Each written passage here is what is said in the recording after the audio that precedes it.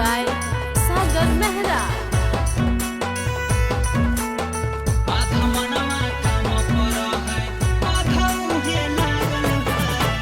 दिल तना कोई करे छेलै के मन करे ओकर लागे उड़ी चली जाइए भैया। दिल तना कोई करे छेलै के मन करे ओकर लागे उड़ी चली जाइए।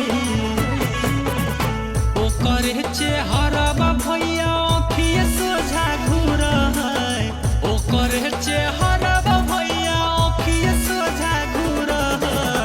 आधा मनवा काम पर है, आधा उहे लागल है।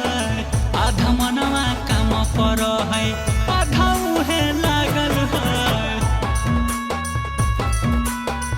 संग मिली जुली दुनू करती कटनिया।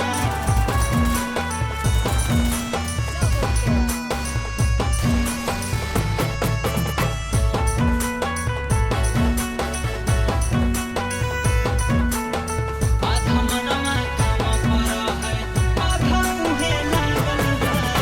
घर में जे रहती भैया रहती संगे धनिया, संगे मिली जुली दुनू करती कटनिया।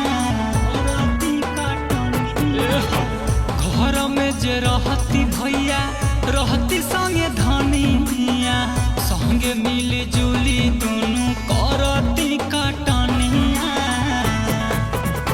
कहो हा कै सुल्तान पिया यहाँ तो बड़ी सतावा हो। कहो हा कै सागर पिया याद बड़ी सतावा हो।